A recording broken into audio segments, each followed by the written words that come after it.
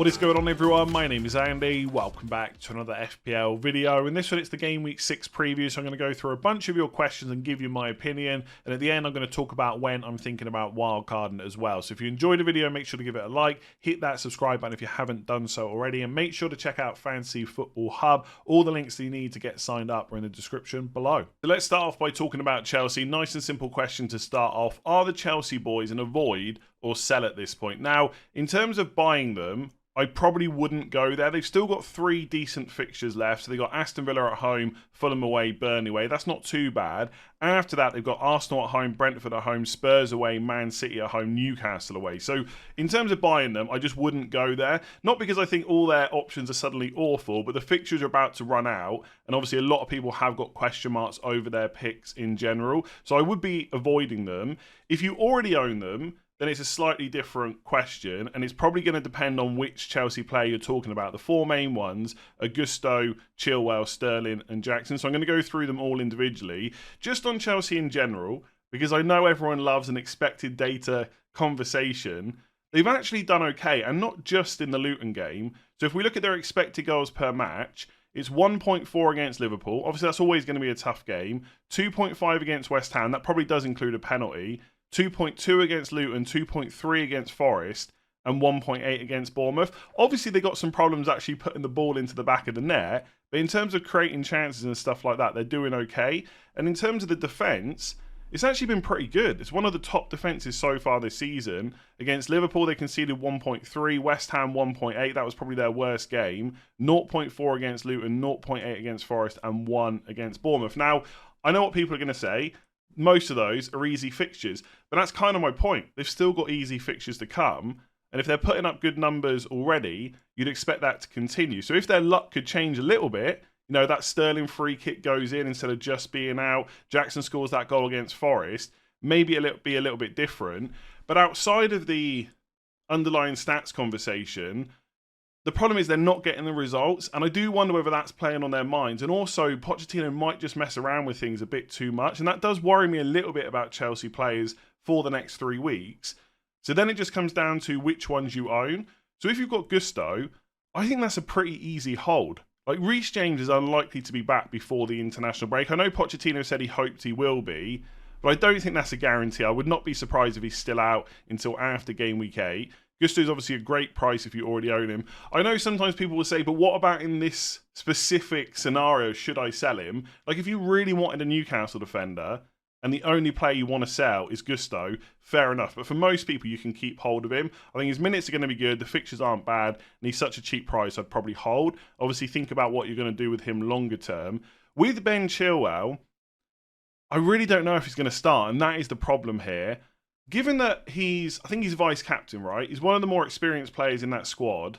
If he's fit and available, I would find it surprising if he doesn't start against Aston Villa, either as left wing or left back. But that would mean that Pochettino would have to change that defence around, because it has been consistent in every game so far. Colwill, Disasi, Silva, and obviously on the right you've got either James or Gusto.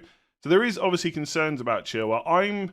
As we get closer to the deadline, as a Chilwell owner, I'm getting closer to talking myself into keeping him, because I just think there is, when he plays, quite a bit of upside. But if you're in any doubt, because they've only got 3 good fixtures left anyway, and if he misses one of those, it's going to be frustrating. I don't think there's any harm with selling him if you've got a spare transfer. That's obviously going to come down to what else you want to do in your squad. With Sterling, I think, like Gusto, I think he's a pretty easy hold at the moment. He's been a bit unfortunate, right? He set up that Jackson chance against Forest. He took the free kick against Bournemouth. It was inches from going in. He has been a bit unlucky not to return over the last couple of games since his, obviously, mega haul against Luton. But ultimately, it would come down to, who are you bringing in? So again, like, of course, if Sterling is part of your way to get Salah, then maybe that's okay. But as a straight swap for players in and around that price, even a bit more expensive, I just don't really know who there's a rush to go and get to this week. Like, if we look at the points projections on Fantasy Football Hub for all midfielders, let's just do next 3 game weeks, right? Because that's when Sterling's good fixtures run out. Like, Salah's ahead, fair enough. Son's ahead as well, but I think a lot of that is probably banking on him playing number 9 and being on penalties. Ultimately, he's got Arsenal away this week. You're probably not going to sell Sterling. If you were going to do that, like I did, it was the move to do last week. Fernandes and Rashford because of their good fixtures, but I guarantee most people watching this are not in the mood to bring Man United players in, so fair enough. And obviously they're more expensive as well. Maddison is the same as Son, obviously got Arsenal away this week. I like Saka, but I assume that most people who want him already own him. And then you've got the likes of Eze, who isn't too bad. Fulham at home, Man United away, Forest at home. But is Eze against Fulham at home massively better than Sterling against Aston Villa at home? I'm just not sure he is. So Sterling's one of those that I would say is a luxury move, right? Similar to the move I made last week. Like, had I only had one free transfer or something else to do, there's no way I would have sold Sterling. I think that's the same case this week. If you've got nothing else to do and you just want to get rid of him, fair enough. But I think most people can keep. Then Jackson is the toughest one. He has had pretty good underlying numbers so far. His finishing does look a little bit suspect. That can happen to any striker, right? We've seen, what about Haaland against West Ham? He missed 5 big chances, right? Imagine if Jackson had done that, all the kind of conversation that we've gone around. And I know Haaland's obviously got loads of goals and stuff like that. We're not worried about him. But I'm just saying, anyone can miss a chance. But I get it, right? Again, if you've got a spare transfer and you want to get rid of him, I don't see an issue. The only thing I would say is, in FPL, and we're all guilty of this, we start talking ourselves into narratives like, at this point, the conversation around Jackson is though he's never, ever going to score again. Like, there's just no chance he gets points against Aston Villa. Whereas realistically, there's an okay chance it happens, and he could easily walk away with 6 or 7 points. But I think because people want to sell him, they're now making it out like he could never, ever return again. I just don't think that's the case. Like, if any player, even Jackson against in Chelsea, where obviously they're creating chances, Villa at home, Fulham away, Burnley away, if he came away with 2 to 3 attacking returns in those games, would any be completely shocked? I wouldn't. I know some people would, right, because they think he's truly awful. But I don't think he's turned into absolute must-sell at all costs. So again, if you've got other stuff to do, I think it's okay to keep Jackson. So if Pochettino said Chilwell's out, I'd probably sell him and Saliba and just keep Jackson. I wouldn't take a hit to sell him to Álvarez. But a bit like Sterling, if you've got the luxury and you're sick of him, then yeah, get rid of him. So after talking about Nicholas Jackson, I thought it'd be good to talk about Julian Álvarez. A lot of people thinking about making that move if they haven't done so already. And Álvarez actually went up in price last night, so he's now 6.9 million. And the question is, Álvarez is starting to feel like Sterling and Son, is he worth the hype? And I kind of get that. I feel like since game week 5, he's been propelled to almost essential level. And how I mentioned with Jackson that people, the way he's being discussed at least, it makes it sound like he's never going to return. The way that Álvarez is being discussed is like that hat-trick against Nottingham Forest at home is already locked in. Whereas the reality is probably somewhere in between. I do think overall he's a good pick, but I don't think he's so good that you've got to go out of your way to get him at all costs. So if you're looking at doing Jackson to Álvarez for a hit, I know the argument will be, well, over the long term that will pay off. Maybe that'll be the case, but I don't know if it definitely pays off this week. So I think Álvarez in for free is fine. For a hit, I'm not quite so sure about that. In terms of the Sterling and Son comparison, I kind of get it because he has been talked about a little bit before this week, but not as much as he is right now. The difference is, of course, Sterling got loads of points against Luton and then people talked about him. Same with Son. With Álvarez, he's been pretty consistent. Like if we look at the minutes and stuff he's had so far, and I think I talked about this a little bit on team selection yesterday, he's played 90 for the first 3 game weeks, 89 against Fulham and 90 against West Ham. His minutes are great. And he's been more consistent. It's not like he's had one big haul and that's it. It's 5.7 points, 2 against Sheffield United. That was the week that people were looking at Jackson or Álvarez. So I was quite happy that I went for Jackson at that point.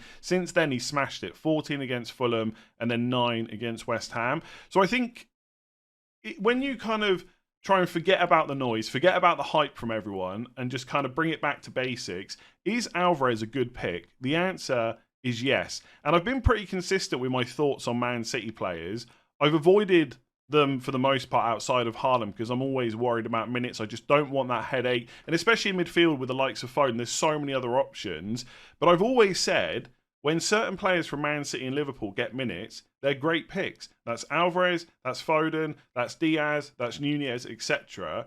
And so if you think Álvarez starts are going to continue, then he is just a good pick. Whether or not you should do everything you can to get him in this week, it's a different conversation. Probably not. I wouldn't start taking hits for him. But if you've got a spare transfer, like I said, he's just an all-round decent pick. I think with the fixtures they've got coming up, that you could make a case that some of them on paper could be difficult, Arsenal away specifically, but I actually think outside of that, the fixtures are probably okay. Like Forest at home, good. Wolves at home, Wolves away, not bad at all. Arsenal away, definitely tough. Brighton at home, look, Brighton are a good game. They'll definitely score, I would say, in that game. In that match against Man City. They'll also definitely concede, right? They haven't kept a clean sheet so far.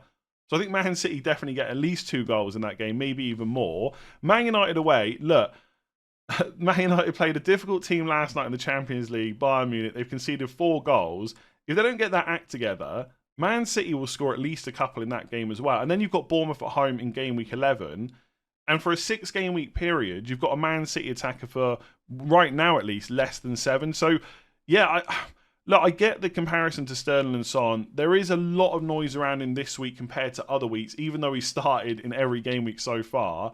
But like I said, I think he is just a good pick. And sometimes you've got to forget about the noise. Like, you could bring him in this week and he'll blank. It doesn't mean it was a bad decision. I'm strongly looking at him. Obviously, the other option is to ignore him and get Morris next week instead. I don't mind that. Like, would I rather have Morris in the double or Álvarez? I'd rather have Morris, but you're not going to want to keep him long term. Whereas if Álvarez keeps starting, you're probably fine. And obviously, they have got injury concerns and stuff like that at the moment. Bernardo Silva's out. I just think there's no chance Álvarez doesn't start against Forest, to be honest with you. So, yeah, just a good pick. Buy him if you want him. So there's a couple of questions about Newcastle players in this video. The first one is about Anthony Gordon. What are your opinions on Anthony Gordon taking up a midfield spot? Newcastle have good upcoming fixtures, and for 5.5 million, he lets me get Salah. Now, on an individual level, I think for that price, Anthony Gordon is one of the best options, and I actually quite like him. And as you said, Newcastle fixtures coming up are pretty good. That's why a lot of us are looking at Newcastle defenders. So they've got Sheffield United away, Burnley at home, West Ham away, Palace at home, Wolves away. Newcastle will definitely score in pretty much all of those games. So I like the thinking. Just on the taking up a midfield spot, that obviously is similar to the conversation I had about James Ward-Prowse, where there's definitely 5 other midfielders that I would prefer instead. That is the same case with Gordon, but if you need an enabler to get Salah and you definitely want him, then you've got to look at making a sacrifice somewhere. So I don't mind it. I would say from looking at it for my own team, I would also need to go to someone like Gordon. But when people wildcard around game weeks 9 or 10 and they get Salah, they're going to spread the money around a little bit different. And I suspect that enabler won't be someone like Gordon. It will probably be Eze or Diaby instead. So I think it really depends on when you're getting Salah and how you need to do it. I would prefer to have an Eze or Diaby. But right now, if the only way to get him is to get someone like Gordon, I think he's a pretty good pick. So far, his minutes have been decent. Obviously, he's played on that left side mostly. He played on the right against Brentford, and we'll talk about that in a second. He played 67 minutes against Villa, 55 against City, 71 against Liverpool, and then game weeks 4 and 5, Brighton and Brentford, he played back-to-back 90 minutes. So that does look good. The only thing I would say is against Brentford, he played on the right instead of Barnes. Now, first thought is, well, he's first choice on the left, and if he's not going to play there, he's going to play on the right. That might be the case, but obviously Newcastle did make some changes in terms of not playing Isak and played Wilson instead because of the Champions League. The problem for the Brentford match is Almiron had just played 2 international games for 85 and 90 minutes, and he has been playing quite a lot. If we look at his minutes up until that last game, he started every single match. He played 57 against Brighton. He played 90 against Liverpool, 85 against City, and 85 against Villa. So there's no guarantee that if this happened again before a Champions League match, but it wasn't after international duty, maybe Almiron still plays on the right, and maybe he gives Gordon a rest on the left, plays Barnes, and saves Gordon for the Champions League. So I think Gordon's minutes will be pretty good. I'm not expecting him to miss every other game or anything like that, but I don't think it would be a huge surprise if he missed like 1 every 4 or 1 every 5 or 6, whatever it might be, right? I'm just saying he might miss the odd game. I don't think the fact that he played on the right versus Brentford is now an assurity that he's going to start every single game. But for that price, I think it's a pretty good option. And his underlying numbers, which I haven't checked, so hopefully while I'm recording this, I'll be right. I think they're okay. Like per 90 minutes, yeah, 0.23 expected goals per 90, 0.18. They're not too bad for that kind of price. But if I had the choice of him or one of my current 5 midfielders, there's no way I'd put Gordon in. So I guess the question is, how much do you want Salah? So for me, right, let's say I wanted to get rid of Son for Salah. I think, let me just get rid of Newcastle. Let me put him in for Son. I'd have to free up 3.1 million. It'd probably be for Fernandes. I've actually only got 5.3. Let's say I get rid of Saka. then I could get Gordon, so I could do what this person's talking about in the question. But then it's Saka and Son or Salah and Gordon. I probably prefer the combination I've got. So just give that some thought. But for 5.5 million on an individual basis, he's probably going to be a pretty good pick. So question on price changes. At this stage of the season, does catching price rises make sense? Or should we wait for team news? Now, some of this is going to come down to what type of FPL manager you are, what your risk appetite is. But ultimately, having higher team value is generally better. So catching price rises where you can is a good thing. We want more money to spend because then we can buy more expensive players, and generally they're the ones that are going to get us the points. Obviously, there are always some bargains throughout a season that do really well, but if you had the choice of high team value or low, you're always going to take high. So I would be on the lookout to try and catch price rises where you can. You've just got to weigh up that risk. I always say, if you are 100% certain that that is the move you want to do before the deadline, and you can catch a price rise without too much risk, or you're going to be priced out if you don't make the move. And it's not just about this week, it's also about future weeks. If I don't get that price rise this week, does that stop me doing a move next week? All those things have to be taken into account. Then I would make the early move. And it's just one of those things in FPL that if you do move early and there's no injuries, happy days, you look like a genius. And there's going to be some weeks where you do move early and there's going to be an injury and you wish you hadn't done it. That is kind of the risk you've got to weigh up on an individual basis. Like for me, I haven't gone to Jackson to Álvarez yet, even though there's a good chance I want to make that move, because I'm not 100% certain. If Pochettino, like, I'm not expecting him to tell us whether Chilwell starts, but there might be something he says which makes me think, okay, Chilwell's quite likely to start, or maybe that he isn't. And if Chilwell's not starting, then there's a good chance I'll make a double defender change, and I'll probably keep Jackson instead and maybe think about Álvarez from game week 7 or later, whatever it might be. Whereas if Chilwell's going to start, then I might think, well, I'm going to keep him then for another week, maybe another 2 weeks after that. Therefore, I've got a spare transfer to do Jackson to Álvarez. So I haven't moved early, but I know a lot of people that were absolutely certain they're going to make that move, and they've already done it. And most of them have done it after the Champions League game. So Álvarez has got no more matches. Chelsea aren't in Europe anyway. There's very little risk there. The only thing that can happen is one of them, obviously with Jackson it doesn't matter, but Álvarez could get injured in training. What's the likelihood of that happening? It's quite low. So I'm not one of those people that will do moves on like a Saturday or Sunday. I do prefer to see all the games if I can. And on weeks like this where there are European matches, that is extra context to take into account. But if you're moving between two players that have no European games, then what's the threat that they might get injured in training? That might be worth taking a risk on moving early. Obviously, it's not just about the two players you're thinking about swapping, because someone else in your squad could get injured. That could affect your transfer plans. But having extra money is beneficial. I haven't moved early once this season, and right now it feels okay, but it might not in a few weeks when I'm trying to get Salah and Haaland into the same team without making too many sacrifices elsewhere. So the narrative in the early part of the season, I've said this myself, is money might not matter as much this season, but actually it probably will because it usually does. So yeah, I think at any stage of the season, there are some merits in moving early. Like even in like game week 35, right? At that point, you've built up a lot of team value, so maybe catching the rises isn't as important. But if there's a move you're going to be priced out of, then you could still move early, even though it's the end of the season. So you've just got to weigh up all those things and then make the decision. I know lots of good managers that hate moving early, and I know lots of good managers that will always try and catch those price changes. It just depends what kind of manager you are. I guess ask yourself this. If you make a move early and that player gets injured, how frustrated are you going to be? If you can cope with that, because 9 times out of 10 you just earn extra money, then just go for it. So our second Newcastle question, which Newcastle forward would you go for? And obviously the options are Wilson or Isak.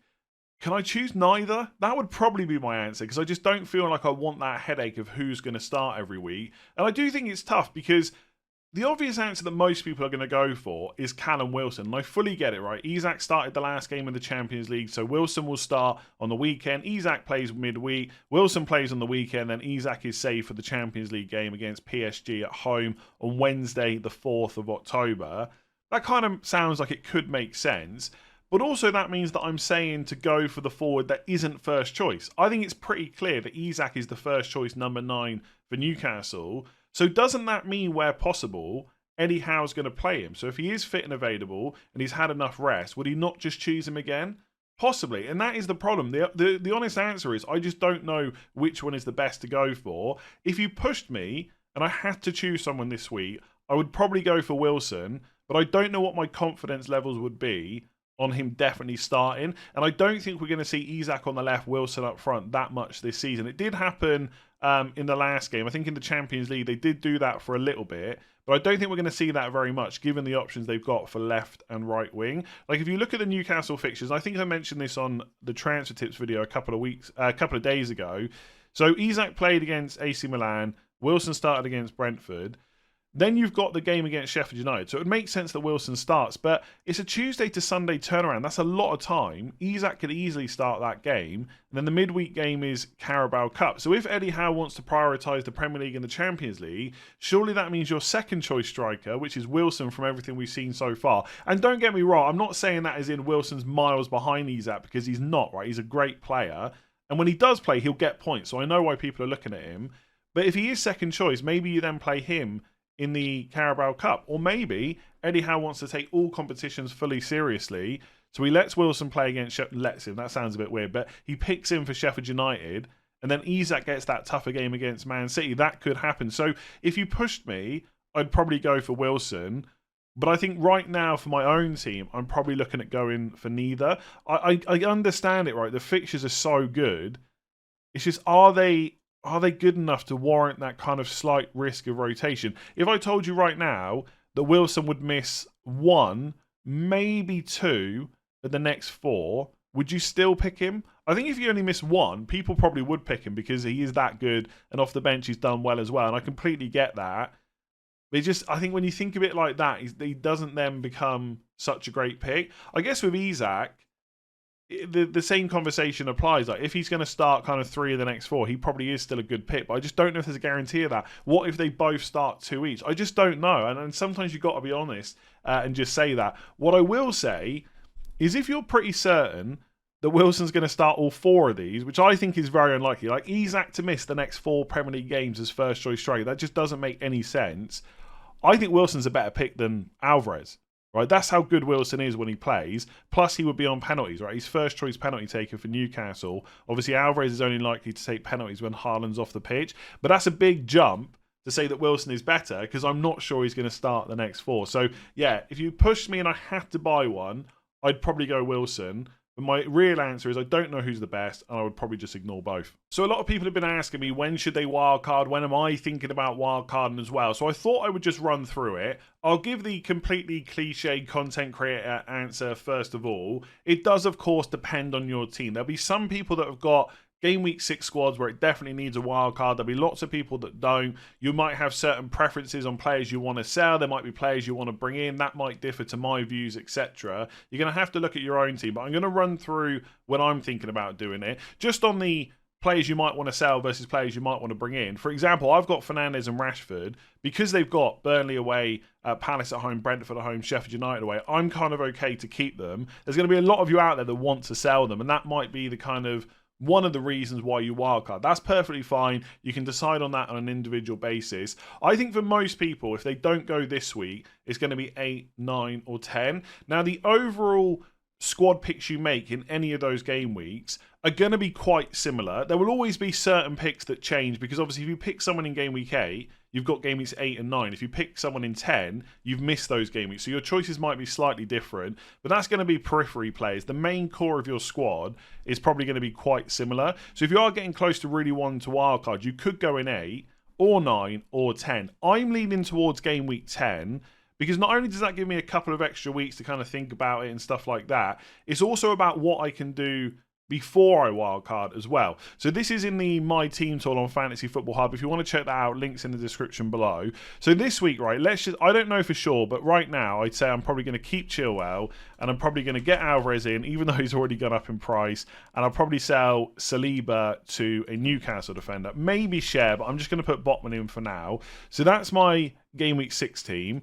In Game Week 7, I've only got one free transfer. I don't think I really need to use one as long as Chilwell is still starting, because everyone's fixtures are pretty good. So Game Week 7, I'd probably roll. And Game Week 8 is where it gets interesting. So if I was to wildcard, of course, I would put someone like Salah in as well, and I'd probably sell one of my Man United, maybe one of my Arsenal, maybe one of my Spurs players.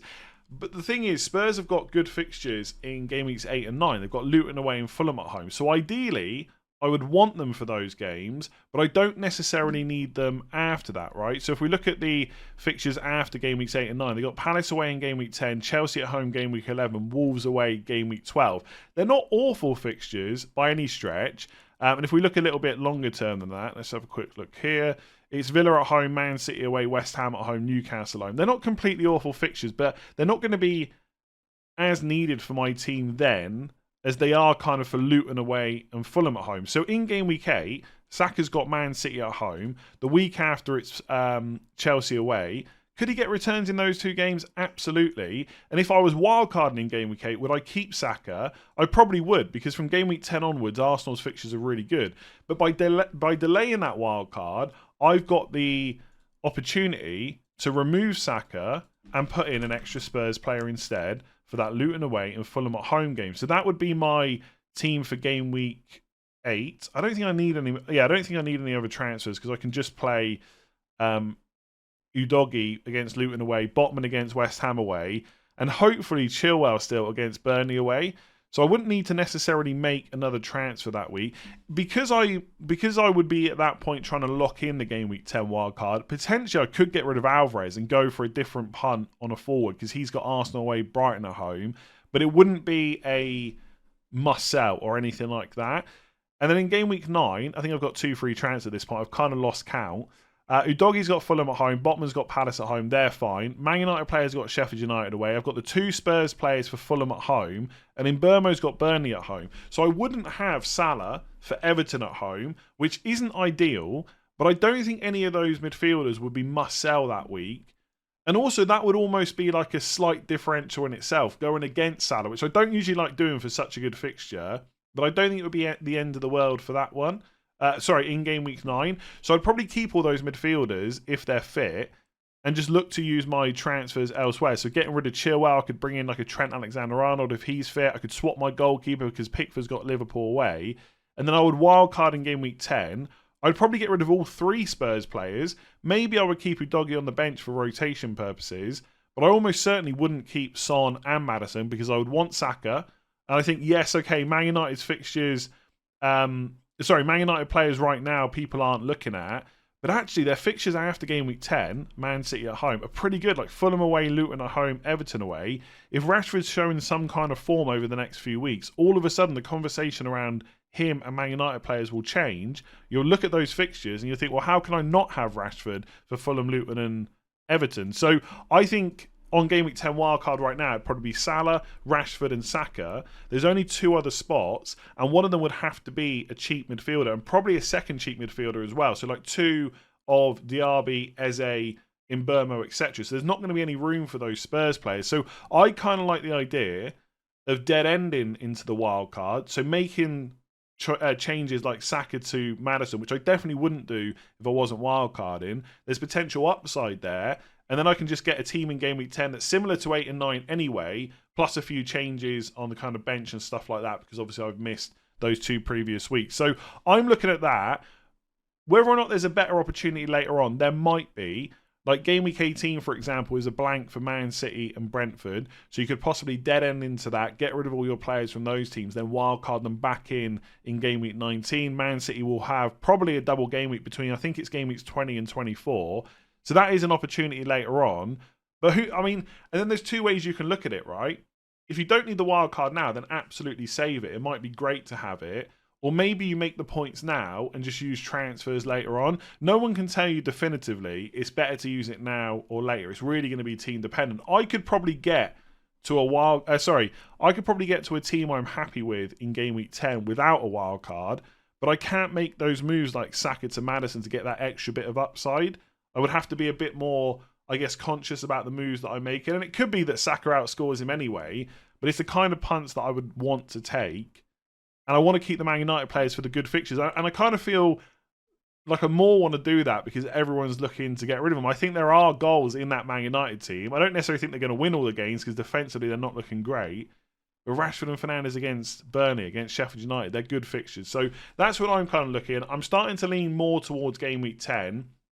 The one thing I would say is preferably you do want to try and lock in when you're going to wildcard, because that allows you to make slightly different transfers before. But I've got no issues with kind of keeping options open. That's what I've done the last couple of seasons. I think in at least 2 of the last 3 seasons, I've wildcarded on the deadline pretty much, because I just wasn't sure about whether I wanted to do it. But this year I am starting to lean towards game week 10. So let me know in the comments below when you're thinking of wildcarding. I've got to leave that video there. Usually I try and include a few more questions, and this is the most boring reason for stopping the video, but I'm having a smart meter installed, and so the electricity needs to be cut off. I don't have a choice about this, they're just doing it.